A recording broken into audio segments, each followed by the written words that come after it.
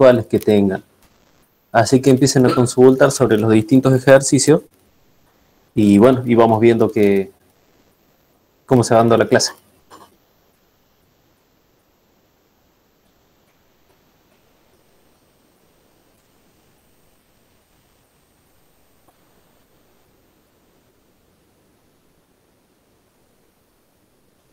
¿Tienen alguna duda en particular? ¿Quieren que veamos algún ejercicio en particular de alguna de las guías?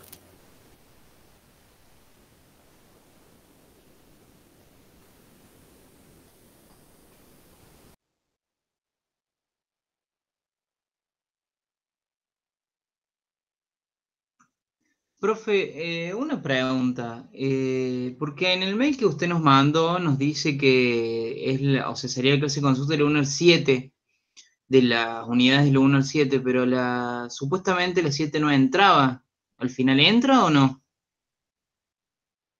¿Cómo? Perdón, te escuchaba muy bajo. Perdón, La unidad repétemela. 7 Sí. entra en el parcial, porque por lo que había dicho en una de las clases dijo que no, que iba hasta el 6, pero ahora sí entra la 7. No sé, entonces, por lo que puso en el mail. Yo tenía entendido que sí, no sé lo que Luis les habrá comentado, pero yo tengo entendido que sí que entra. Bueno. ¿Cuándo esa guía la vieron ayer? La guía 7, ayer no, la semana pasada. Sí, la semana pasada. Sí, entonces entra. Sí. Bueno.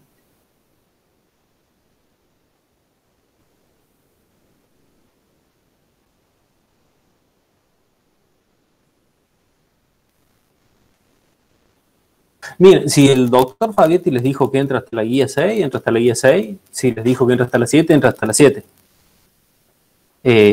Pero si él les dijo explícitamente que entra hasta la 6, entra hasta la 6.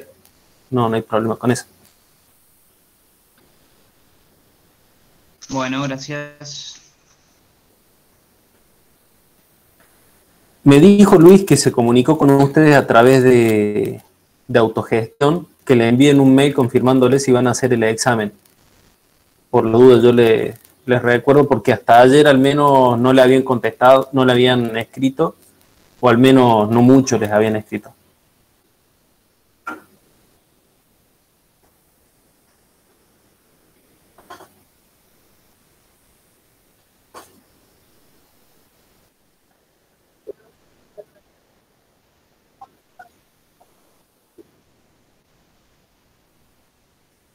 Entonces sí, le tiene que haber llegado a él.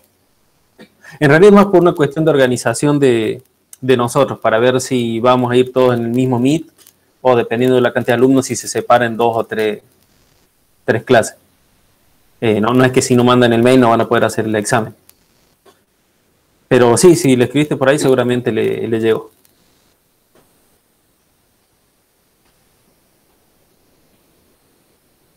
El examen, tengan en cuenta, es muy probable, porque no me han dicho nada, pero todos los años los exámenes empiezan a las 3 de la tarde, no a las 4:30. Así que cuando les llegue el enlace para conectarse, entren a las 3 de la tarde. Porque después a las 6 se corta. Sí.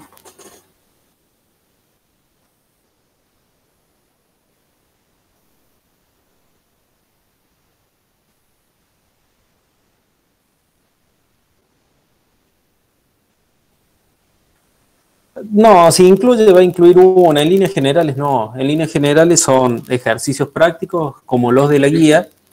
Y bueno, y hay uno que otro ejercicio, si vos te fijas en la guía, que es hacer un pequeño desarrollo o algo de eso. En líneas generales, los exámenes suelen ser solo de ejercicio. Muchas veces con la debida justificación, que uno tiene que hacer un pequeño desarrollo, pero suelen ser solo ejercicios prácticos.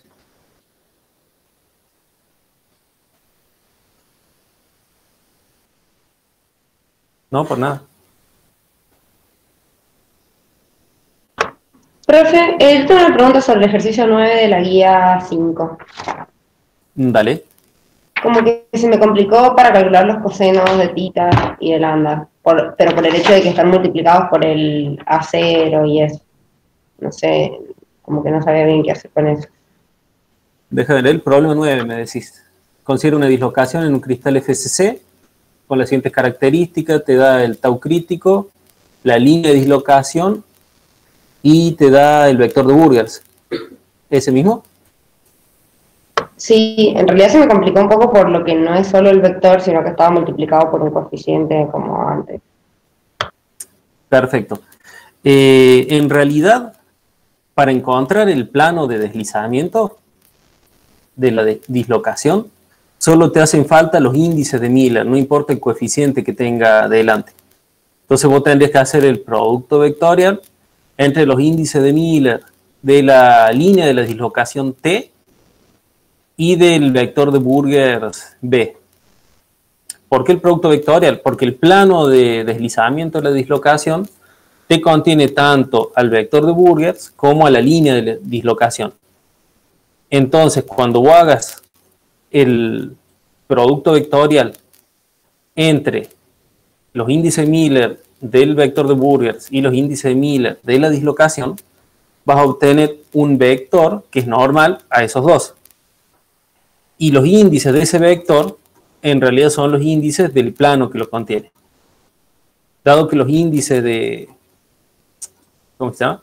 Dado que los índices que uno tiene de un plano en realidad están referidos, los índices Miller que uno tiene de un plano están referidos a la dirección normal de ese plano. Entonces, bueno, en definitiva, para hacerlo más simple, solo tenés que utilizar los índices. No importa que tenga ese factor adelante. Bien, entonces calculo el coseno como si no tuviera nada adelante. Exactamente. Ok, gracias. No, de nada.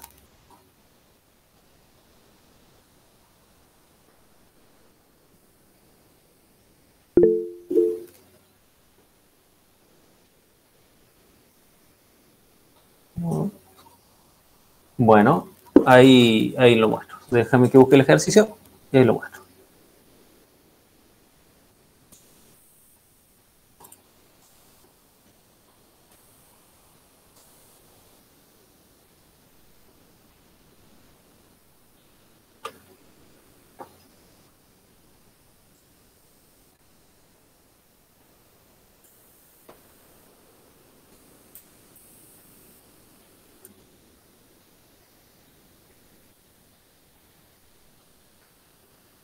Bien, en el caso de el plano 111 de la FCC, cuando uno quiera ver cuáles son los átomos contenidos ahí, lo que vas a tener va a ser lo siguiente. A ver si me toman.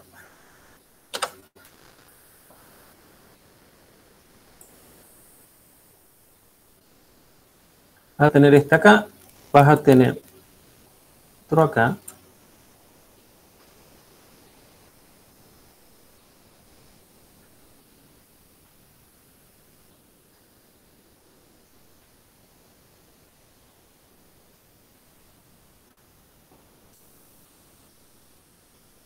Bueno, estos se suponen son todos, para este último no salió.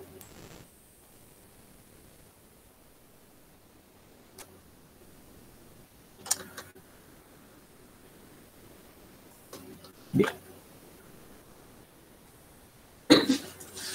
Vos vas a tener que el plano, en realidad, la proyección que vas a ver es de un triángulo. Entonces, ¿qué va a ocurrir? Vas a tener que este primero acá es el que está en el 001. ¿Ves? Este es en X0 y 0, que vas a tener en Z1. Después lo vas a tener en el 100 y este en el 010. Y lo que te van a dar es que te quedan estos átomos ahí, pero que se tocan a través de las líneas del triángulo. Son primeros vecinos. Así te quedaría el del FCC.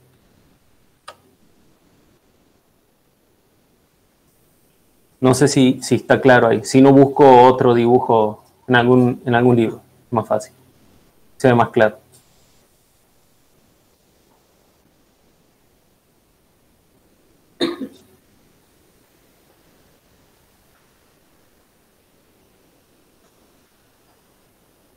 A ver si no hace que se vea más lindo.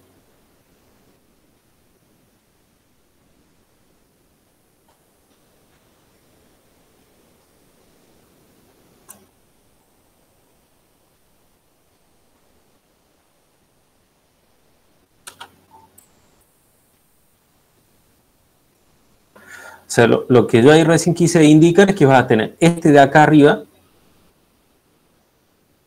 es este que está acá. Este de este otro vértice, el que está acá, y el otro que está acá. Además, como venís por el centro de la cara, ese es el que tenés acá en el centro de la cara.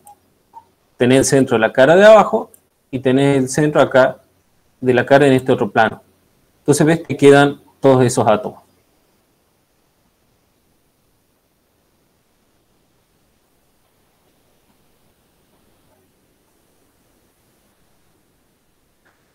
Bueno, ¿cuántos aportan? Y ahí habría que fijarse bien en cuántos están compartidos. Por ejemplo, estos de acá, como están en una cara, están compartidos entre lo que está en X positivo y X negativo. Así que ya ahí tenés medio. Pero como además vos ya lo estás cortando y lo estás separando entre estos dos semiplanos, ese en vez de es la mitad de medio. Así que este es un cuarto. Estos otros, en cambio, están compartidos en principio entre 6, porque serían las 4 celdas de la base, los 4, sí, sería una celda acá, otra acá, otra acá, otra acá. Tenés una arriba, tenés una abajo. 6, no, perdón, 8, porque son estas y estos así. Pero a su vez habría que ver qué fracción es la que está contribuyendo ahí. Ahí se me tendría que poner a verlo un poco. Pero en realidad tenés que hacer eso, tenés que hacer el dibujo, ver este ángulo acá de cuánto es, que este ángulo en realidad es 45, tenés que hacer la proyección. Y con eso fijarte entre cuántos triángulos, si se quiere, está compartido.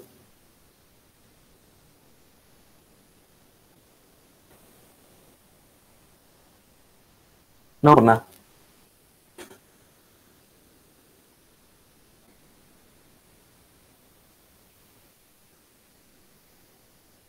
¿Alguna otra consulta, chicos?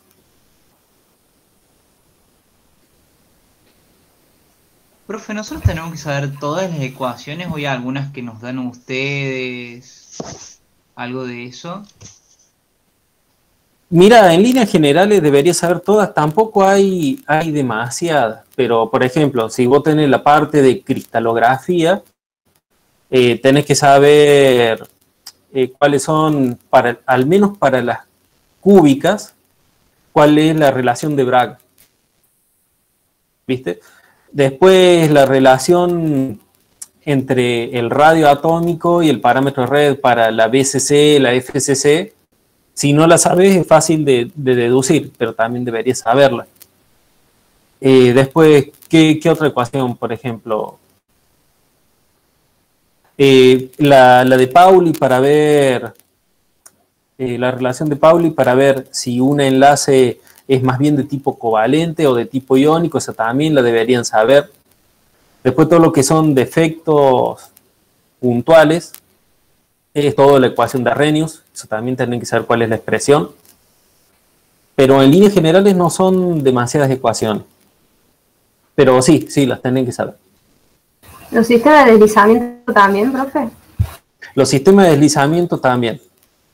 Esa vos vas a tener un sistema de deslizamiento, unos que son más simples que otros.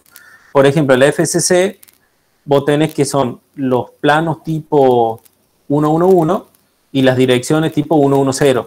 Y en las BCC al revés. Y después tenés los otros grupos que deberías saberlos, pero los principales son esos, que seguramente tendrés que saberlos, que son los sistemas compactos.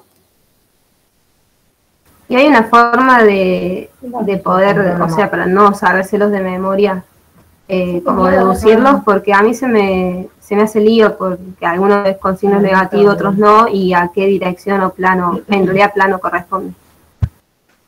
Mira, respecto del tema del signo, en realidad es así. Vos tendrías que saber los planos usando los índices Miller del plano siempre con signos positivos. Y después ver cuáles son las direcciones que pertenecen a esos planos. ¿Y eso cómo lo haces?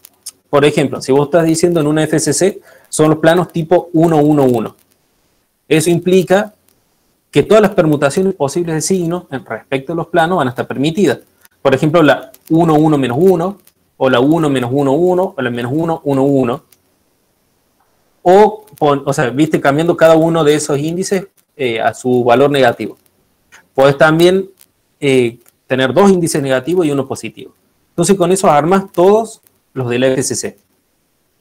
Ahora tendrías que decir, bueno, ya sé que es la familia de planos 1-1-1. Ahora veamos cuáles son las direcciones compactas. Y bueno, en el caso de la FCC son los tipos 1-1-0. Pero vos tenés que ver para un plano dado cuáles son las direcciones contenidas. Bueno, ¿cómo haces eso? Si vos tenés que una dirección pertenece a un plano, el ángulo es 90 grados. El ángulo que te forma la dirección con el vector normal al plano es de 90 grados. Eso significa que el coseno te va a dar 0. Entonces haces el producto escalar entre la dirección que vos crees que pertenece al plano y el plano. Si te da 0, esa dirección pertenece. Entonces, por ejemplo, si vos decís el plano 1-1-1, la dirección 1-1-0 no pertenece. ¿Por qué? Porque vos cuando hagas el producto escalar te va a dar distinto de 0. Ahora bien, la dirección, por ejemplo, -1-1-0, sí pertenece al plano 1-1-1. Y lo puedes verificar haciendo el producto escalar. En realidad esa es la única manera de deducirlo. Pero por lo demás sí tendrás que saber al menos cuáles son las familias, tanto de planos como de direcciones. Eso sí lo tenés que saber. No sé si está claro. Sí, o sea, habría que aplicar coseno a todas las posibles combinaciones, digamos, de dirección con el plano. Sí, no te va a quedar otra que hacer eso. Sí.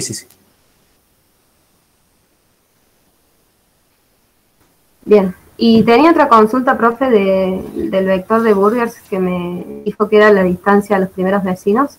Sí. El otro día, Rubén, le pregunté, porque me confunde un poco el tema de cómo se lo nombra, digamos, porque a veces lo ponemos como, me dijo usted, o si no como 2 radios, y a veces en función del parámetro de red, y queda como A sobre 2 por una dirección. Sí. Entonces, Bueno, sí. Primero saber eso y después, cuando calculo, por ejemplo, en la ley de Smith, el coseno, Sí. No sé si usar ese A sobre 2 o directamente solo la dirección. Bien. Cuando empecemos por lo primero que me preguntaste.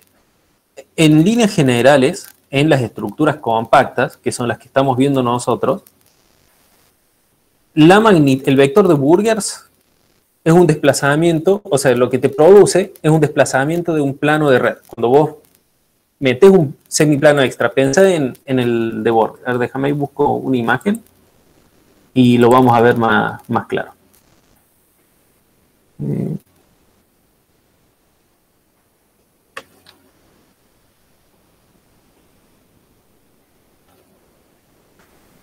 Mira, no sé si estás viendo el dibujo ahí en la pantalla. Vos lo que tenés es una estructura cristalina. Pensemos en la dislocación de borde. La dislocación de borde es un plano extra que entra acá. Entonces, ¿cómo se hace para ver cuál es el vector de Burgers? Y bueno, vos entras en una zona que no está dislocada, empezás a moverte, te mueves, volvés, y vas a ver que cuando quieras cerrar, si lo comparas respecto de la situación en que no tenés este semiplano extra, te va a sobrar un espacio.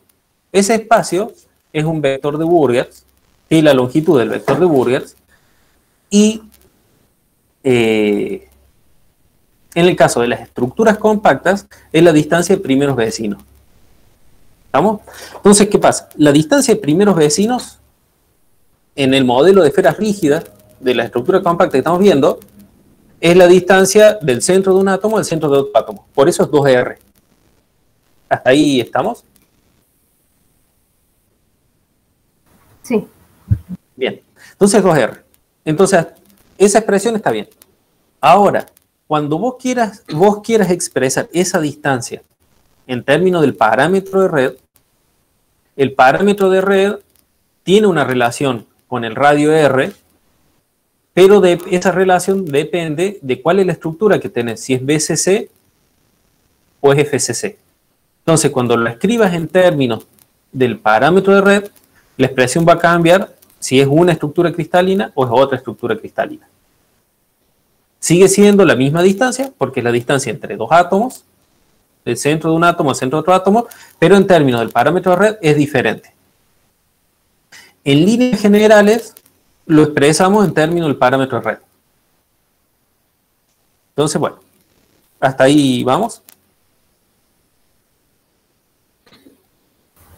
Sí, pero hay otra forma de expresarlo con A, pero con una dirección, ¿no? Sí. Cuando vos ahora agarres y digas, bueno, yo quiero ver hacia dónde apunta el vector de Burgers, cuando vos quieras ver el vector de Burgers completo y vos traces esta distancia acá, por ejemplo, esa distancia va a tener una dirección que está dado por los índices de Miller, pero también esa dirección te va a quedar, viste que vos cuando calculas los índices de Miller de una dirección, no necesariamente te da el menor número, el menor entero posible. Entonces tenés que dividirlos por un número para que te queden todos enteros y el menor entero posible. Entonces, bueno, eso es lo que está saliendo afuera. En realidad vos cuando trabajes y quieres calcular el factor de Schmidt, solo tenés que utilizar los índices de Miller. No importa si tenés un factor adelante multiplicando, ese queda fuera.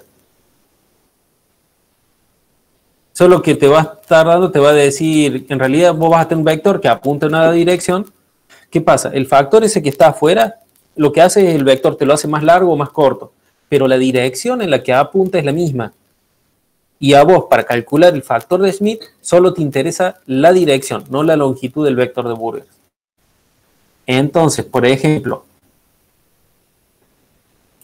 en este problema acá, en el problema 9 de la guía 5, ves vos el vector de Burgers, te dice que es A0 sobre 2 por estos índices de Miller.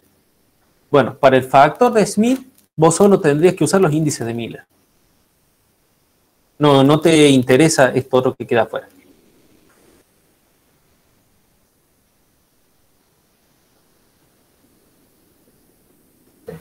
Bien, o sea que podría expresarlo en función del parámetro de red de dos formas distintas, digamos. Exactamente. Exactamente. Bueno, y después cuando tengas que calcular acá, por ejemplo, la magnitud de la tensión normal que se aplica en esta dirección, vos ahí vas a necesitar dos cosas. Tenés una dislocación, un cristal FCC. Entonces vos sabes cuál es el sistema compacto. Es un plano de la familia 111, va a deslizar, perdón, en un plano de la familia 111 y en una dirección de la familia 110. Entonces vos tendrías que ver el plano de la dislocación que lo obtenés haciendo el producto vectorial de la línea de dislocación con el vector de Burgers. Vas a ver que ese plano te da debería darte la familia 111. Una vez que vos obtenés ese plano, tendrías que ver entonces con las tres direcciones posibles que pertenecen a ese plano, cuál es la que te va a dar el menor factor de Schmidt, y con eso vas a ver si vos aplicas una tensión en esta dirección, cuál es la tensión que necesitas para que tengas esta tensión crítica resuelta.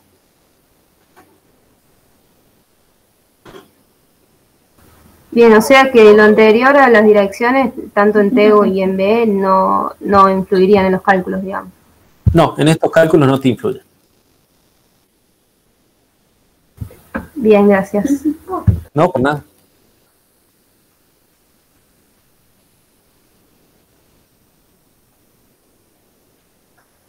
Mira, estoy viendo ahí el chat, respecto a los datos que hay que sacar de tablas, en línea, se los solemos dar nosotros. Si vos me decís, les tenemos que dar algún parámetro de red de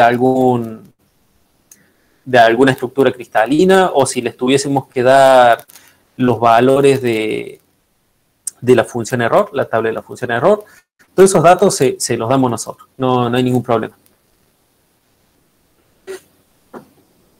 Y si no están en el enunciado porque el profe se olvidó de incluirlo, yo me fijo en el momento y se los paso yo, bueno, o el profe que esté en el examen se los pasa en el momento. No, por nada.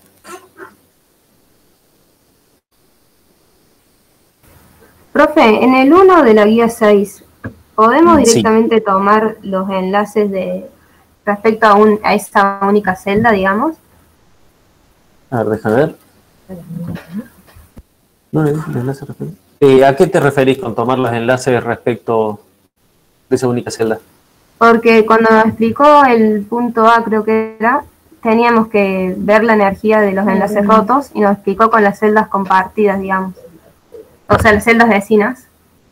Ah, bien, sí. Todo depende de cuál es la superficie que vos consideras. Vos lo que tenés que ver es cuántos enlaces se rompen. Sí, en realidad es el enlace, simplemente es la energía, es la cantidad de enlaces rotos dividido la superficie que se ha formado, el área de la superficie que se ha formado. Y sí, y con eso ya saldría. Sí, que yo agarré, me acuerdo, lo hice la otra vez, yo lo hice dependiendo de entre cuántos compartían eso, y en realidad creo que ahí metí la pata. Porque en realidad vos tenés, si rompiste 5 enlaces, listo, es la energía de 5 enlaces. Claro, me refiero, por ejemplo, si es un plano que está dentro de la celda, tendría en cuenta los enlaces rotos, pero dentro de esa sola celda. Sí. Salvo que sea el de arriba, ahí sí es el único que me queda como colgado, porque no quedaría no, el enlace pero, roto dentro de la celda. Si vos ya decís que es el de arriba, como que ya tuviese la superficie, entonces no está formando nada. En realidad vos tendrías que imaginarte que no es el de arriba, que en realidad es todo el bulk. Y entonces voy a decir, bueno, supongamos uno sencillo, una FCC. Si vos lo ves desde arriba, vas a ver en una única celda, vas a ver que tenés 5 átomos en esa cara. Entonces, si vos creás una superficie ahí, son simplemente 5 enlaces que se rompen. Yo la otra vez me enredé demasiado y les pido disculpas por eso. Pero entonces serían 5 enlaces rotos dividido el área formada, que sería el área de la cara de la celda. Y ya con eso sería la energía por unidad de área. Bien, sí, los otros lo tomé de la misma celda porque si no se me hacía mucho lío con las celdas vecinas, por eso quería saber si estaba bien resuelto así. Sí, así está bien. Profe, yo tengo una duda. En el ejercicio 6 de la guía 5, Sí. nos darían muchas FPS, nos quedarían varias. Entonces después tendríamos varias tensiones, tipo el resultado quedaría expresado como todas las tensiones. A ver, ahí te digo. Porque tenés como muchas posibilidades de multiplicación. Sí, bueno, en realidad ahí, en esa, viste, te dice, vos tenés un cristal FCC que entra en fluencia, te dice cuál es la tensión aplicada, en qué dirección la aplica, y te dice cuál es el plano de deslizamiento y cuál es la dirección de deslizamiento. En realidad, si vos te estás fijando, si vos te fijas, la dirección está entre corchete, es esa dirección de deslizamiento, pero el plano, en realidad te está dando cuál es la familia de planos, ¿no? Que desliza, o sea, la cual podría pertenecer la dirección de deslizamiento. Entonces vos tendrías que fijarte primero cuál es el plano en el que vas a trabajar, que en este caso puede ser el 1, 1 menos 1 o el menos 1, 1, 1. Cualquiera de esos dos. ¿Por qué? Porque el producto escalar entre el plano que elijamos y la dirección de deslizamiento tiene que dar 0. Entonces vos me decís, en realidad puede haber mucho, según cómo yo combine los signos, y creo que a eso te estás refiriendo, ¿no? Según los signos que tomes puede haber muchos. De todas formas, cuando vos eligieses, voy a decir, bueno, yo tengo varias posibilidades, te fijas simplemente el que tiene el factor de Smith más chico. Y ese es el que desliza. No sé si entendí bien la pregunta o O aquí Sí, profe, sí. Gracias. Ah, no, por nada.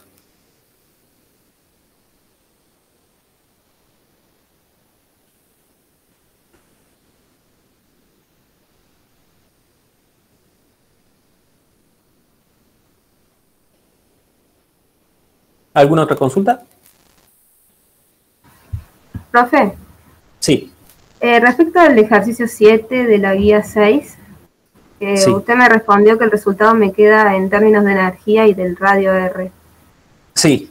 También, Sí. bueno, el otro día me lo explicó Rubén y me dijo que terminás como comparando las superficies o sea, porque los volúmenes se te van. El tema es que lo que no me termina de quedar claro después de haberlo hecho es que la energía de la interfaz, digamos, no las uso o no tengo cómo calcularlas. ¿Cómo sería esa parte? Es que sí, en realidad la energía, la de interfaz, porque el asunto, ¿cómo se plantea? ¿Qué es lo que hay que plantear en este problema?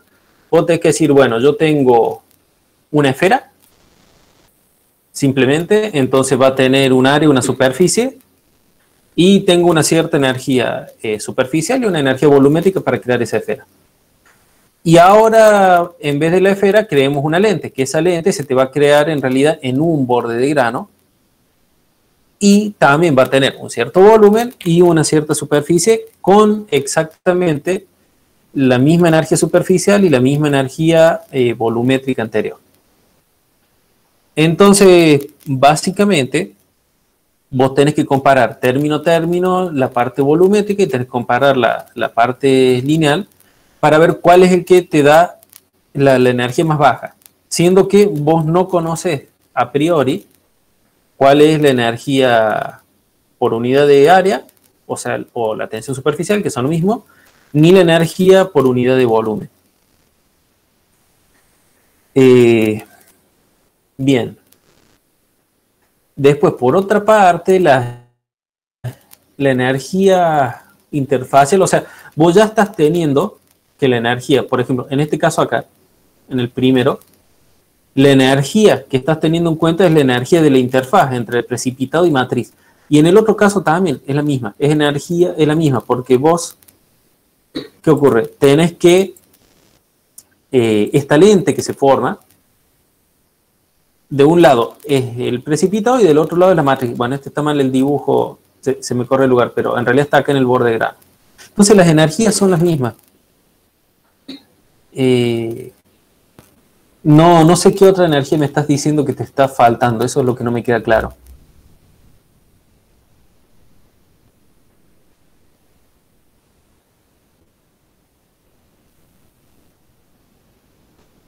Porque, según como quedaba la ecuación que me mostró Rubén, Sí. Se iba en la parte de las energías del volumen. Sí.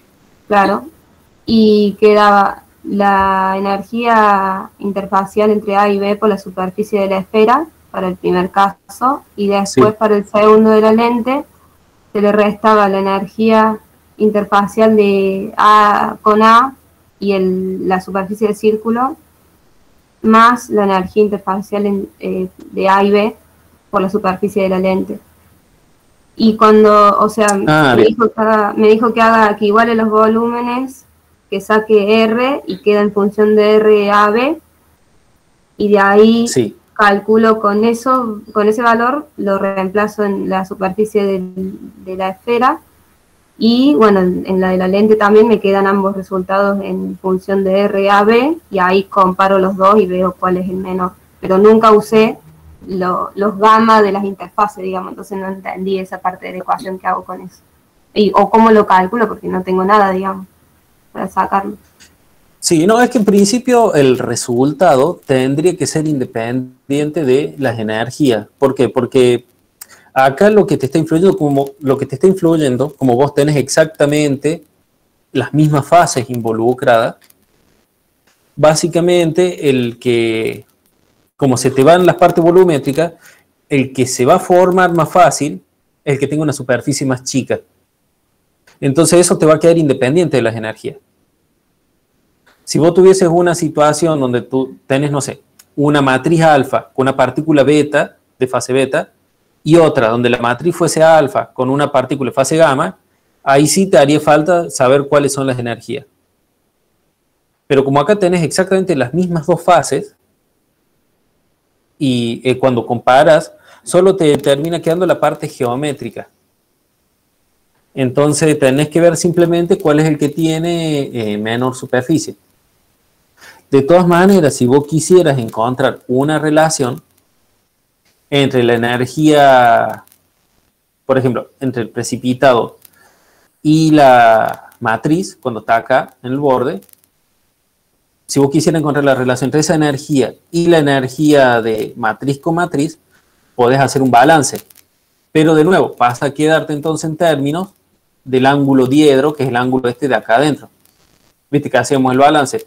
Que 2 veces la energía de matriz con matriz por el coseno de alfa, por el coseno del ángulo, tiene que ser igual a la energía de la interfaz, como se veía en el problema 4.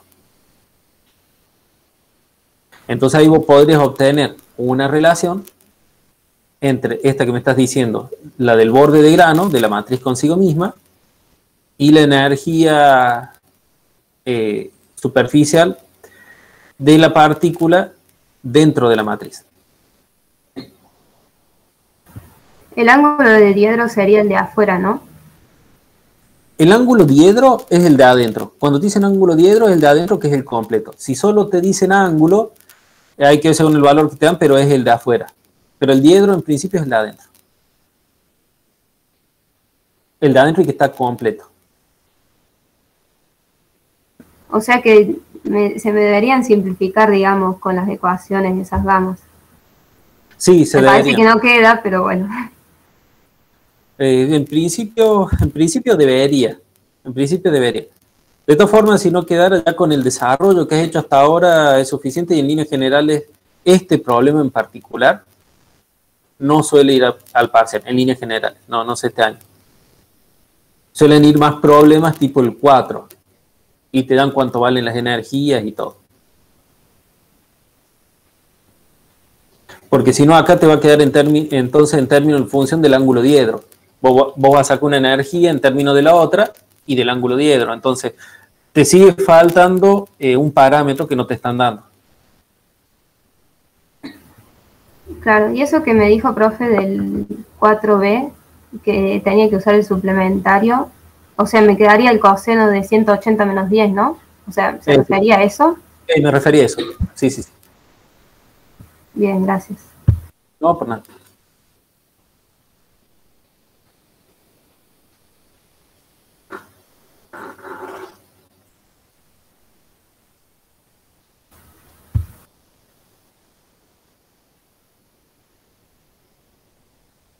¿Algo más?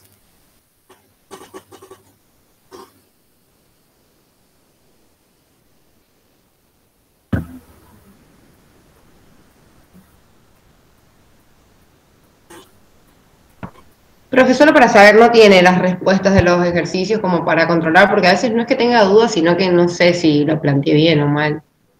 No, la respuesta no la tengo. Yo por lo general los dejo expresados cómo encararlo, pero no los tengo resueltos. Porque por ahí pasa eso, como que no tengo idea si lo encaré bien o no, como...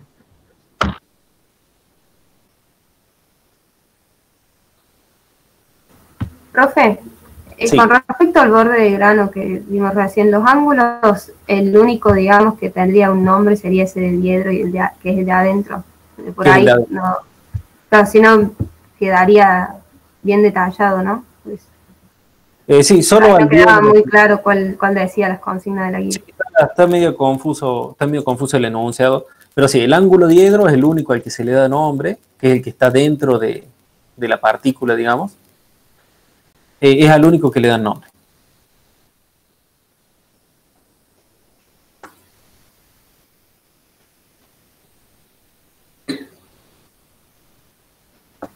Bien. Tenía otra consulta, profe, con respecto a uno de los primeros temas. Cuando hacemos una gráfica de potencial de energía versus el radio, sí. que vimos que en la energía de enlace, digamos, la molécula estaría estable. Sí, claro, en el pozo. Sí, sí, sí. Cuando estaría inestable, digamos, sería cuando la curva se hace asintótica en cero, digamos, o sea, en el eje X.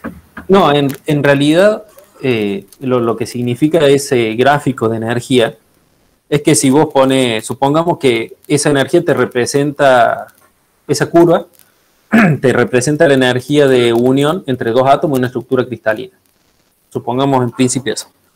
Entonces lo que te está diciendo es que si vos pones dos átomos en la estructura cristalina y lo dejas relajar, se van a terminar separando a esa distancia de equilibrio, que es donde se queda estable y ahí se queda. Ahora, ¿qué pasa? Si vos, por ejemplo, le empezás a dar temperatura, le empezás a aumentar la energía, se va a empezar a mover de ahí. Y puede llegar el caso de que le dé suficiente energía como para sacarlo de ese sitio de equilibrio que está, donde es estable, y se te desarme la estructura que tenés. Ya sea que le digas que se disocia, que se funde, que se vaporiza, pero bueno, es una energía que te va a permitir separarlo. Pero en realidad la curva en sí lo que está diciendo no es de que vos tenés el átomo en una posición inestable o no. Te está diciendo que si vos agarras y pones dos átomos cerca, que están representados por esa curva, la distancia de equilibrio va a ser aquella en la que la energía es mínima. No sé si quedó claro. Sí, o sea que no puedo ver la inestabilidad, digamos, en esa curva.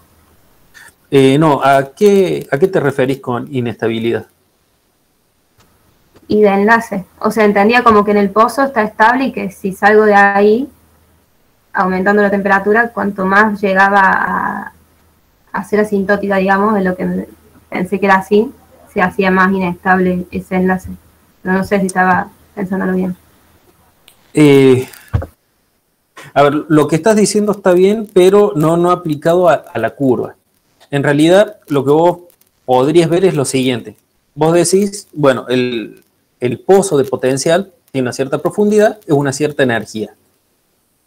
Ahora bien, si vos le das una temperatura tal que Kt, la constante Boltzmann por la temperatura, sea igual a la energía del pozo, vos podés arrancar al átomo de esa posición de equilibrio. Y entonces rompes la unión, rompes el enlace o el tipo, o sea, rompes el tipo de enlace que tengas ahí.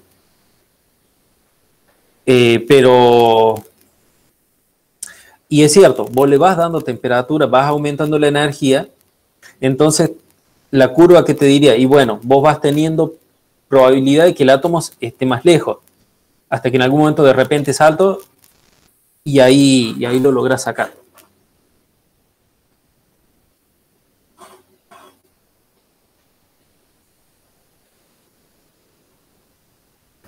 Pero no es que la curva te esté diciendo tenés un lugar de estabilidad y uno de inestabilidad. Pero podría decirse que aumentando la temperatura se hace más inestable el enlace, digamos.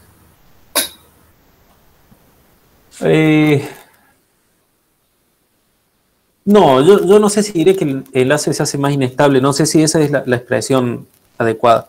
Yo diría que aumentando la temperatura vos podés romper el enlace, eso sí. Ahora bien, hacerlo más inestable no sé si usaría esa expresión en particular. Bien, gracias. No.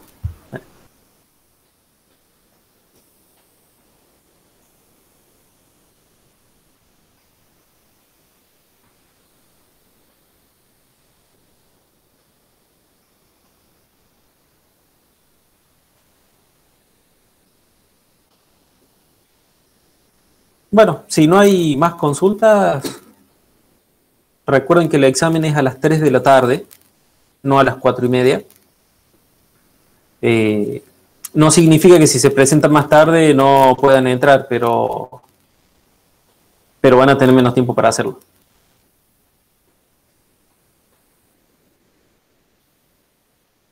Sí, les van a enviar a todos los que le hayan avisado el profesor Fabietti, de que van a hacer el examen, les va a llegar un link con, o sea, un mail con el link. Van a tener que tener las cámaras encendidas, los micrófonos van a poder estar apagados, salvo para hacer consulta, pero las cámaras van a tener que estar encendidas.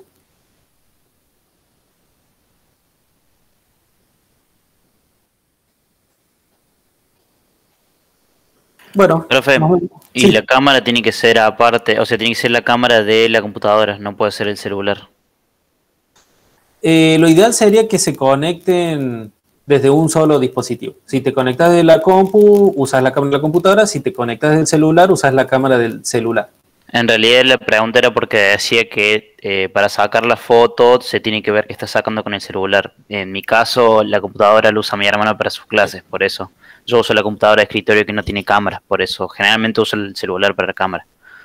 Mira, no hay problema, porque vos lo que haces en el momento, nos decís, profe, ya terminé, le saco la foto y bueno, te vas a tener que desconectar. Y si en, no sé, 5 minutos no mandaste las cosas, bueno, no, ahí recién vamos a decir, capaz que te estás copiando, no sé. Pero no hay problema, no hay problema. Estamos. Gracias, profe. No, por nada. Estamos. Chau. Chao, hasta mañana.